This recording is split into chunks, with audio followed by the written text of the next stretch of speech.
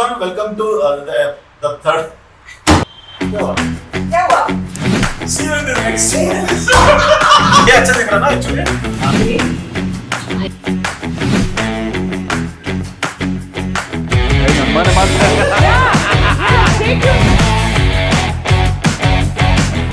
You do a lot of employee engagement, okay? And I meet so many HR people in different industries. Main purpose of doing employee engagement is to retain talented people. Yeah. Okay. What your strategy when it's come to employment, employee engagement? Engage just doesn't mean events and stuff like how people generally presume. It also is about where you are at that point in time in your career growth.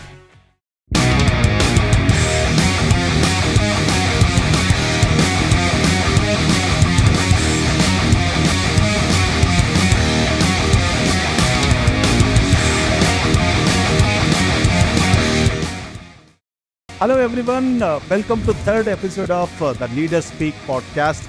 Today I'm very special friend Pavitra Desai. She has a diverse experience in different industries. Over to Pavitra Desai. Hi. How have you been today? It's great. How about you? Good. Thank you. Thank you for inviting me here. It's an honor and a pleasure to be here as one of your speakers for the Leaders Speak. Thank you for having me and inviting here. First of all, thank you so much for coming over here, Pavitra. Let me know about yourself. Sure. Like about education, where you born, which city, all those things. I'm very eager to know about your life. Yeah. My dad moved here in the 80s. It's been about 4 decades that I'm in Bangalore with my family. I have 5 siblings and my dad runs restaurants in Bangalore. Oh. And yes, so I did my schooling in Stella Mothers, which is a very renowned school. It's a convent school. Then university called Vidyavardhaka College, where I did my +2. And after that, I had a long stopgap in my studies because I was married off.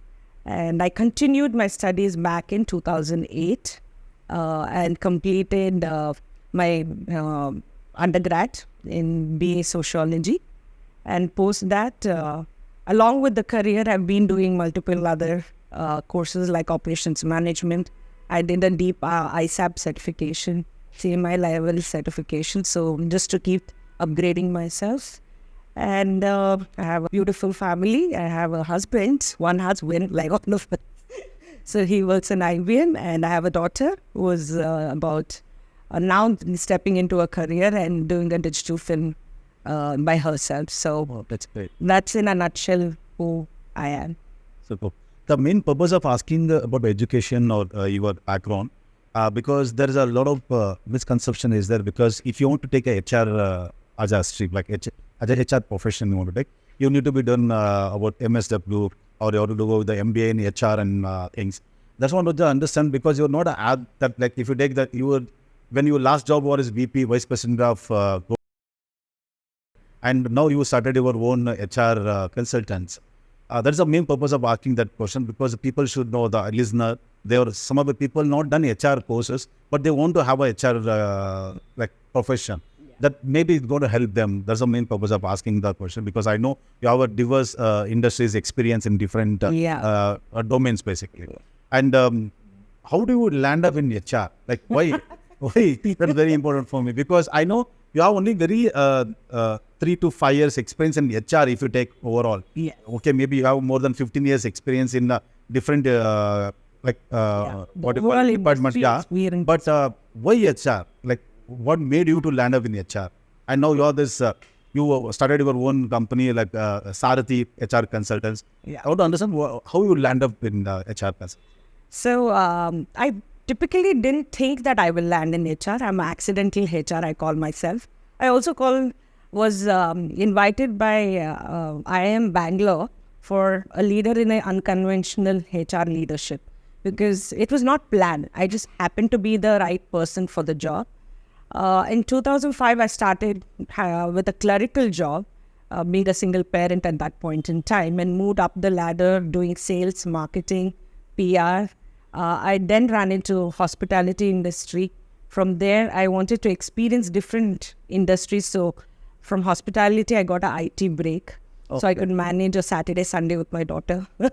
So from a IT break, I then got a break into a retail setup. I worked for Puma for some time.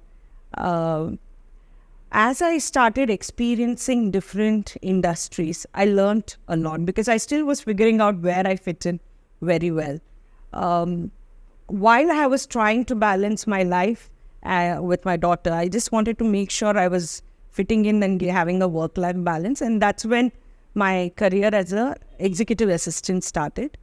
And with that role being very predominant in the market then, I could try different roles at different organizations with the same role. Okay. And when you work in that role, you are exposed to a lot of senior management and top management. So your founders, your C-level, and your first-line managers. So the exposure is extreme. So if you have the hunger to learn, you kind of start learning the dynamics of business, the dynamics of people, the dynamic of work which is involved, how the business runs, how it is connected to the people and the process in the whole gamut of the whole thing, right? So that's how I landed liking that role so much. I landed up working for Bhavesh Agarwal and Ankit Bhatti. So I landed up assisting them. I had a hospitality background. My parents also were from the hospitality background. They still are. So that added a unique flavor when I was dealing with the top industrialists, right?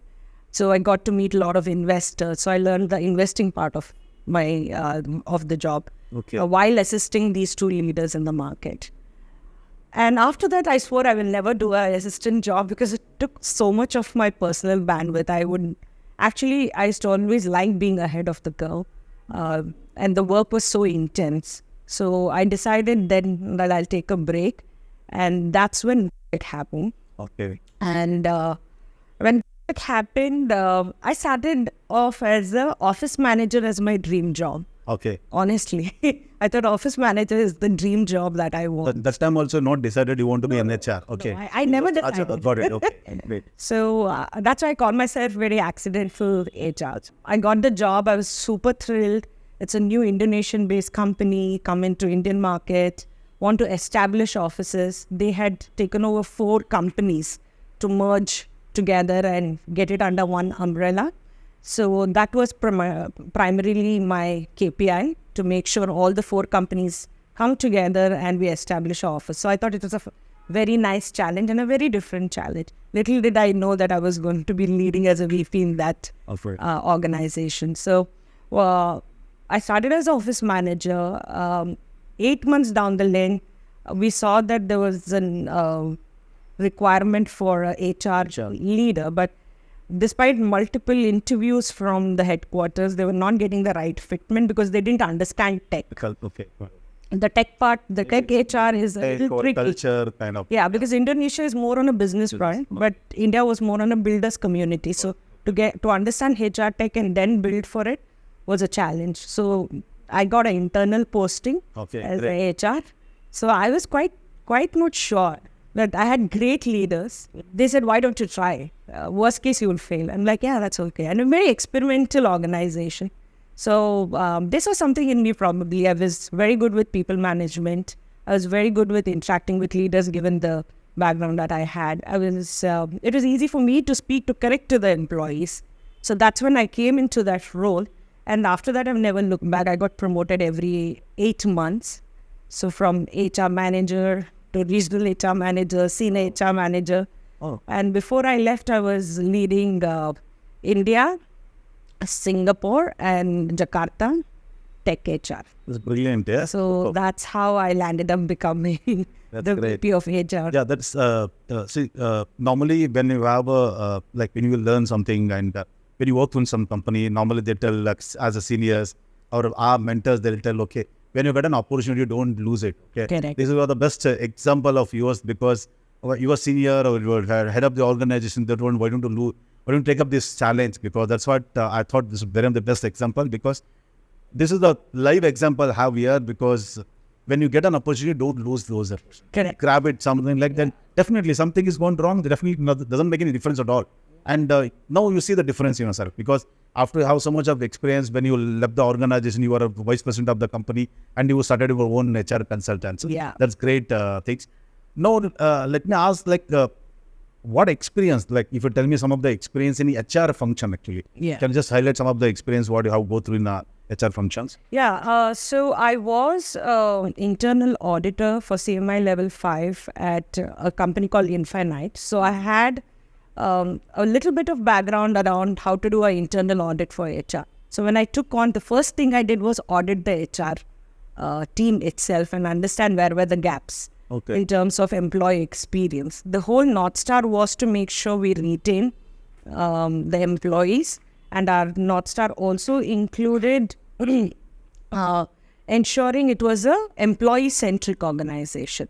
So that being the premise and the basic need of the hour, and with 10% growth rate week on week, was a very demanding challenge to ensure that the employee experience is not dropping. So we put in strategies to make sure they were engaged from pre-boarding to onboarding and 30 days after that. So we had to design a program end to end, ensuring that they always have a buddy throughout till the 90 days. So from pre-joining to onboarding and the 30 days onward, we ensured that this was all coming together for the employee. That was one crucial piece because we were growing as India. India started with 40 smart engineers and grew to be 800 by the time I left. So we had to make sure that everything was centered around employee experience, be it your onboarding kits, for example. You do sustainable products, right? So it should mean something to employees. They need to connect to the products, just not sending some gifts because we like it, right? So what is in it for them in terms of what it means to be an employee experience? It always comes to what is in it for them, and then for the management to know how do we kind of marry that to the business objectives. So we always focused on that bit. From there, we also ensured we are the best paymasters in the tech industry. So we always pay above market. So we had the niche talent joining us.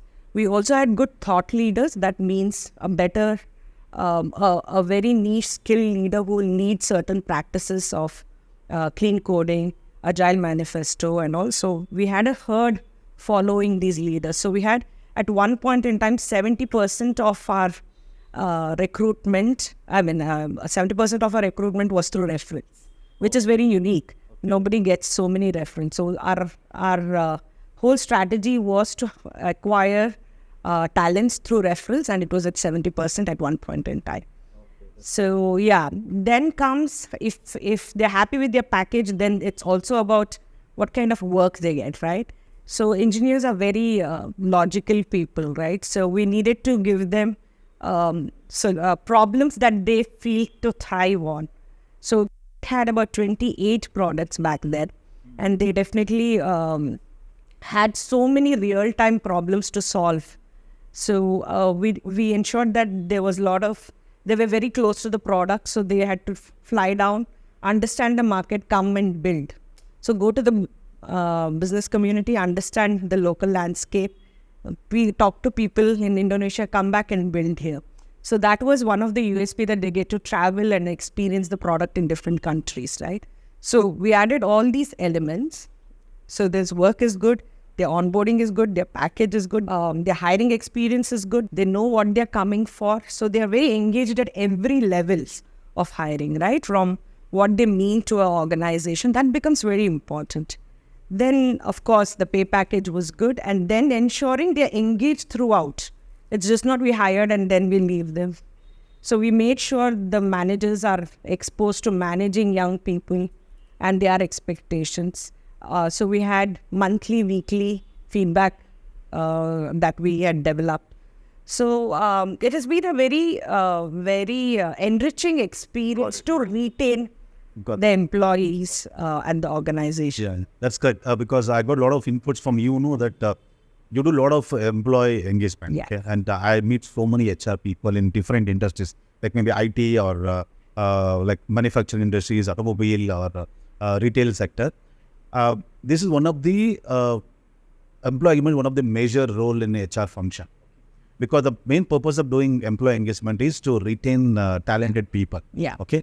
What your strategy when it's come to employee engagement to retain, to reduce the retention? Like for example, talent people don't stay back long, right? And employee engagement is one of the major role to play in that. But from the monetary benefit I'm talking. Oh, yeah. What are the strategy you normally use it? So, like I said, in terms of if they are engaged just doesn't mean events and stuff like how people generally presume.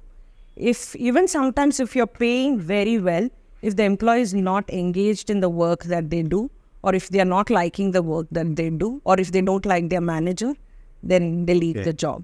Is it? Right? It's pretty natural. Okay. Even if sometimes work is very good, pay is very good, and if they don't like the manager, they leave the job.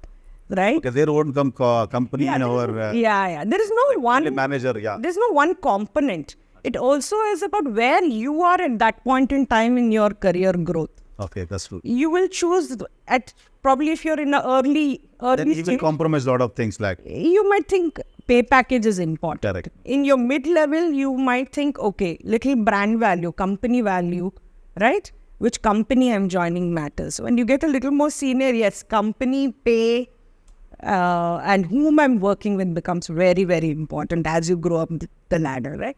So at what stage you are, you map your requirements accordingly.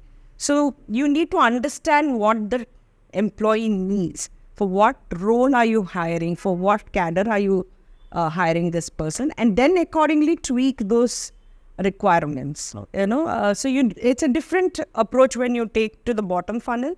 It's a different approach when you take to the top funnel. And it's a different approach when you take to a mid funnel. Yeah.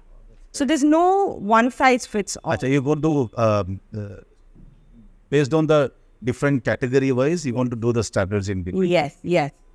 And it's very interesting. That's the play with HR. You can have blanket policies, right? But then when you're catering to a different ladder of people, the requirements are very different. What's in it for them becomes very, very important. And that being given, and how do we marry that with our business goals? So that fitments, if it is right, then you know that the employee is engaged, retained, met, and is going to be loyal.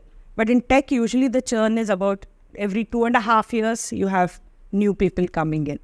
So you need to have good thought leaders and build loyalty. That's one strategy we used. So we had great leaders like this to follow. So if that leader leaves, there is a risk that other 40 will go. Oh. But then, but if you have skilled niche people, famous people working, you will actually see a lot of referrals, people walking in.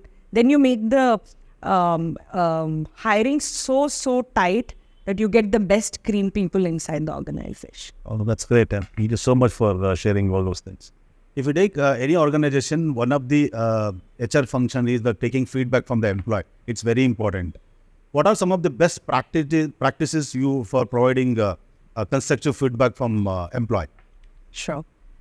So let me ask you a question back. When is the last time you had a feedback?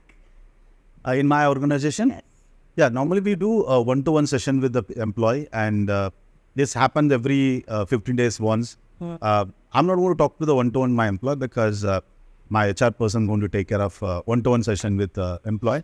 And we'll take a regular feedbacks. That's what we do normally in our roles. Okay. So that's where we broke the myth. It's not only HR. Okay. It stems as a culture from the top management itself. So lead by example is something that we kind of introduced in many of the organizations. If the leader is receptive to feedback and drives that culture from the top, then the employees from the bottom feel like, okay, they are heard. And then there is an organization which is on continuous improvement momentum. And there it brings a lot of innovations, right? The minute we say that, okay, HR is responsible for feedbacks, you will start feeling people are not very comfortable. It's a touchy topic, right? Okay, yeah. It's a very touchy topic. Maybe they think that this is one of the appraisal. Yeah, that's so. I can answer this in two folds. They are enterprise organization who do feedbacks as a performance management, using a performance management tool and connect that to their progress of work. In startups, the way we did it was lead by example. So first we started with the top management, asking the most junior talent in the organization, saying, please give feedback to me as an individual. Acha, okay. Right? Associate engineer to the CEO of the organization, or the MD of the organization, or the CTO of the organization, or the HR of the organization. Once we put that kind of a seed into the system, the whole organization and the on the floor are feeling that, okay, the management wants to hear us. That's very important. Why you need it? To make progress as an organization, right? So that's the one change we did in the startup communities. I always encourage leaders to set that as a culture. It directly relates to the culture. So then we started was your first line managers to the associates, right? So after the management, then came the senior management and first type leaders. They started after. So we went top-down approach. It became a bottom-up approach. Then we married both, and then we started collecting lot of feedbacks through all hands is another practice that we had. So one-to-one, skip levels, and all hands. Okay. And then we always, like any other HR, we used to roll out the Great Place to Work kind of a tool that we have to understand what really is going on in the organization. Yearly surveys. Surveys give you a kind of an indicator, but not really the core feedback probably an employee has for the leadership, right? So we started anonymous feedbacks. We had something called brown bag, where people who do not want to show up themselves, they would write and put it in a brown envelope to a particular leader, and then we distribute the envelopes to the respective leaders. So there's also integrity maintained in the feedback, plus ensuring that the feedback is received. To disrupt that fear that anyone can walk up to anybody and give feedback is something that we built. That's great. Okay.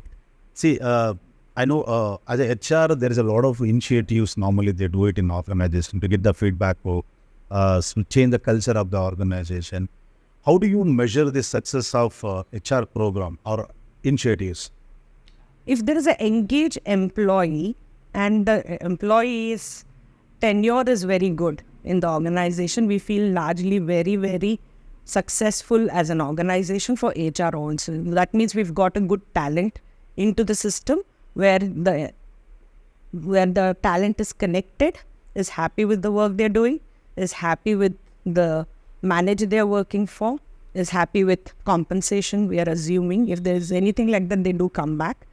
And overall, the initiative indicators, the KPIs will be there. Like if we have had our retention as a North Star, right? Then are we on top of it, right? How many people are not logging in on Mondays? That's a very good indicator again. Okay. So we'll see if the interest levels are down on Monday mornings. So we understand how many people are having Monday blues. Okay. Right? We track that kind of a KPI. Okay. Who is the most famous leader is another KPI, like whom they want to work with, right? So that's another initiative that we have taken. Then what is the kick-ass projects that most of them want to be a part of? What are the pet projects inside the organization where they feel, other than their actual work, they have a space to experiment what they want to bring to the table. So these are the few things that we different initiatives what normally you do in HR. So we keep them engaged and get the traction to these kind of KPIs that we wanted to run. Yeah. Okay. And we also introduced some policies around you can take unlimited sick leave, you can plan your leaves. You don't need to ask permission as long as it is planned. Okay. So it was a lot of cognitive load when we started off, but as and when we grew, we kind of regulated it in a larger scale because we couldn't what fit at when we were at 150 didn't fit when we became 300. So as you grow larger in the organization, the policies start getting little tighter. But if you're a mid-size, then you have room for experiments. As you told, there's a lot, like from 150 to 300 employee. and there are definitely have a different senior leaders in the organization. Okay, how you going to collaborate with the senior leaders, and second, that how you going to develop future leaders in your organization. These are two different kind of things, and you should identify the second line leader basically. Correct. How you going to collaborate with the senior people, and same way, how you going to develop the future leaders in your organization. What are the things you used to do like now? So from a performance management landscape which we had, we always knew who fit where, right? You always have in mind in every product it was a product organization that I led. So we always knew to run this product, we need to already build a second line. So then that particular leader can go and solve some other problem. Or if there is a new product, then we can shuffle the talents out, right? So understanding this whole principle, we started investing in early programs like first time manager program, which also entailed people who had never been a manager all their life. They were all nominated for that. We were given a full 2 weeks program for them to understand, go to the floor, implement, come back and say whether they like it or not, or they want to go on an individual track and say, no, I want to be very focused on my craft and want to improve my skills only for building products. Because when you want to become a manager in a certain capacity, you should be able to code, plus you should be able to manage people. Not everyone is good at everything. So we didn't know how to assess that. So we launched a first time manager program, and leads and above had to sign into that program. Then we started identifying the gaps, and then we prepared a whole lot of new leaders for the products to be assigned to them in the following quarters. And all the seasoned managers were moved to a new product development. So that's one thing that we had implemented. Yeah, this is very important for me. What inspired you to start Sarti? It's actually a very interesting story. Around March 2020 is when before COVID, right? Just before COVID, the founding team, most of us had left. And all of us were like, oh, we worked so hard. We took the company from a unicorn stage to decacorn stage. So we all wanted to take a break, 60 days. Okay. And thanks to COVID happened and none of us knew what to do. So all of us rested for 60 days, had good family time, enjoyed a lot during the home. I'm sure even you must have. 100%, yeah. We also have a lot of time to spend with the time of the family. Yeah. That's very... Then after 60 days, within that 60 days, LinkedIn was booming with so many opportunities. So many opportunities in terms of there was so much ambiguity in the whole environment. People didn't know how to handle this situation since it was for the first time. Many enterprise organizations already knew what the work from home concept was. Very conventional organizations did have, like IBM did have work from home organization also, right? So they practiced that kind. But suddenly everyone doing work from home was a big challenge for all organizations during COVID. So everyone had to pivot their business model to working from office to working from home. Yeah. Now, nobody knows how to do that, right? So there was a lot of requests coming from LinkedIn once they knew that I'd left the organization. I would spend 8 to 10 hours only giving ideas. Maybe this will work, maybe this will not work. Let's see how to handle the pressure from remote organizations, right? Initially, it's like, how do we make sure everyone is engaged? That's the first thing everyone thinks, right? Everyone is not feeling siloed, right? Zoom was, I'm so sure Zoom business, Skype business, Google Meet business, everything just went off the charts, right? So that's when so many queries started coming from LinkedIn. So for good 4 to 6 months, I was doing pro bono. So whole day, nothing but just attend calls and give different pivot business strategies. Let's start making a playbook for everyone as to how to operate during work from home. What is the code of conduct expected during calls? What is that you can do to feel engaged within your team, if not the larger organization, right? Having entertainment sections done by the event people, online events started. Online events boomed. The market really boomed during that time, right? So once that started, somewhere around October, I got like a Idea. no idea. All right. Acha, okay. So my husband is like, oh my God, you're putting so many hours in this. Why don't you start monetizing it? Okay. Right? So when monetization comes, then you start thinking, okay, it should be really a good offering that you're giving to your client. So 2020, I started with one client from From Sarti, yeah, right? from Sarti. Okay. As that's my brand name, Acha, where okay. we help leaders kind of connect the dots and lead them. Sarti means leading the path, right? It's basically for the HR functions, right? Basically for Yeah, HR functions and with founding leaders. Okay. How to strategize during COVID became a very, very important topic. So around October, like I said, I had one customer. By 2021, I had 10 customers. Wow. So that was the kind of growth I saw during COVID period. So that inspired me like, okay, I can add value to the COVID situation and monetize it and be resourceful and help leaders with strategies which will work for their organization. It was not easy. It was new for me also. Definitely. Yeah. But it was a nice experience because since it was new for everyone, so nobody knew what is the failure rate, right? But everyone were willing to experiment. So that was that kind of space I really thrived in. So that was very interesting for me. Yeah, because I know so many people in the first COVID, basically 2020, there's a lot of startups come up, okay, because I'm a very big fan of watching Shark Tank, okay, and I know so many people, young entrepreneur, who started their business in the COVID. And there's a lot of young entrepreneurs from the remote places, Yes. okay, for the small town, right? And it has changed the landscape. Basically. Whole land. And we also done a lot of brainstorming about ourselves because we got our 45 days first day lockdown. There's no work at all. Yes. Then we understand better our own business. Yeah. There's a lot of changes happen with respect of any different people. Yeah. And as you told, remote that's very important when COVID. Yeah. Okay, what are HR functions key challenges in managing remote teams? Okay. One was information, passing the information, how to disseminate the information within the organization. What is going to be the single source of truth that everyone will refer to, right? Because everyone is working remotely in silos. Nobody to like, hey, say, oh, can I have a chat with you and understand what it is, right?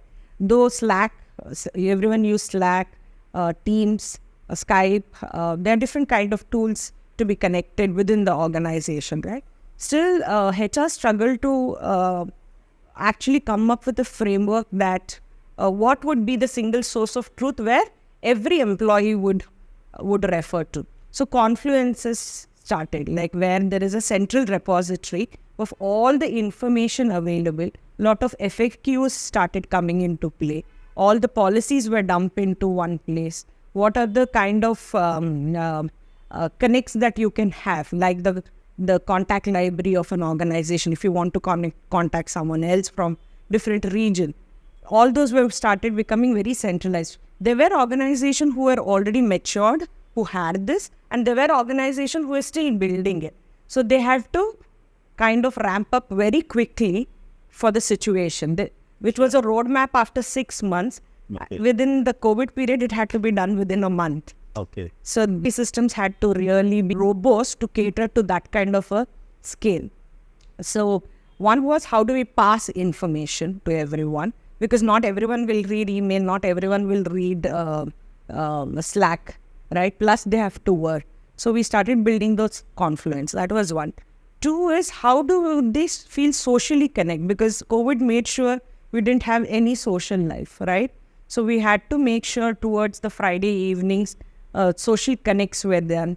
No work, just grab a beer, sit, chat, or listen to music. Someone plays, or do a online jamming session, right? So it was nothing to do with work, or play a tombola game. That's all online. All online. Yeah, we even had Scrabble, we had Pictionary.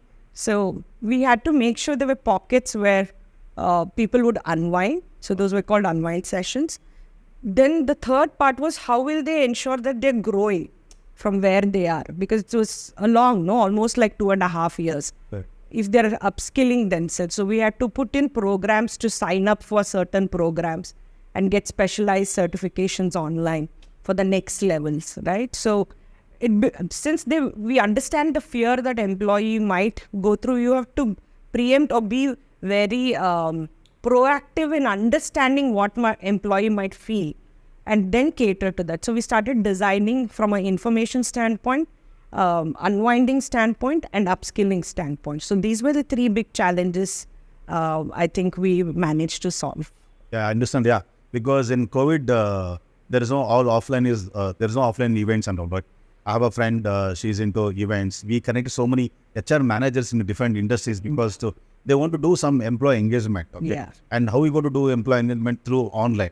And we connected so many people. Then she done brilliant job in connecting through online events, like how we told Tambula or some musical concert, some magic, all those things. They've done a lot of things in online. Now you have a different kind of experience, like starting from sales, marketing, office assistant executive. Then you become a VP HR, one of the big organization. Now you want to give 2 tips for, let's say, because you have a consultancy. I need 1 tip for who want to start the HR consultancy as a fresher, and 1 tip for the who want to start is a career in HR. Sure. Can just share with the 2 tips for this people. Okay. For HR aspirants, the young ones, I would say everyone starts with recruitment, right? And then moves on to being a HR BP, then into manager level of HR. I would say that operate from 3 angles. Understand your customer, that is your employee, from an IQ standpoint, EQ standpoint, and a SQ standpoint. IQ is the intellectual quotient, emotional quotient, and something new in the market is social quotient. So if you understand your employee from these 3, then there is no way that anyone can stop you to ensure that you're representing an employee into the organization and build your career based on that. Of course, you need to study a lot of HR things as per the books, but end of the day, you all are managing a human feeling, right? So if you understand that very well, I think then it's a good plug and play towards your career ladder. And that's what I would tell all young aspirants, to invest more on understanding your employee or the employer also, because employer also is a human end of the day. So then you can kind of align all the other structures in the framework of HR. If you're going to start a consulting, I would say you need to first be very good at your craft. Me playing different roles, I was good at doing every role in depth. I studied on the job, read a lot of books. I'm dyslexic, so I used to do a lot of audible books. So observe a lot how people conduct themselves, what strategy means, right? So when you have that depth of knowledge, then when a customer is coming or giving you the business, you know what's the value add you're going to bring. Value add, when I say value add, is not about, okay, this is the problem statement and I'm giving you a solution. What is that beyond you can give? There are times when the customers, especially at the founder levels, might disagree. Do you have the ability to convince them that if you do this, this is the kind of ROI that you're going to get?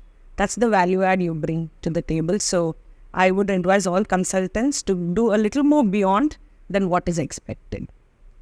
Superb. Thank you so much for coming here and sharing all your knowledge, super duper, because I enjoyed the thing from last couple of minutes what I have a conversation with you. It's been privilege to host you, Pavitra. Thank you so much for and taking your time to come over. Thank you so much. It was such an honor. I enjoyed myself too. Thank you. I hope whatever little I could part as knowledge has helped Absolutely, in this yeah. very engaging podcast that we did. Thank you so much. Thank you for having me. That's great. Thank you so much. And all the best for you. Thank you so much. And there's a small Hi. gift for you. Oh, thank you. It looks very nice. Oh my God, it's all patented. Pavitra. Such a sustainable gift. I love your mom. It's basically rice husk mug. Yeah. It's really nice. Oh my God, I'm so thrilled to get this. Based on this conversation, I had a 3 takeaway from this episode. The number one is never ever lose an opportunity. The second one is regular feedback with the different levels of people. And third takeaway from my side is focus more on adding value to the customer. Thank you so much for watching this episode. If you like this episode, please share with your friends, relatives, or other professional friends which is going to be useful for them. See you in the next episode. Thank you.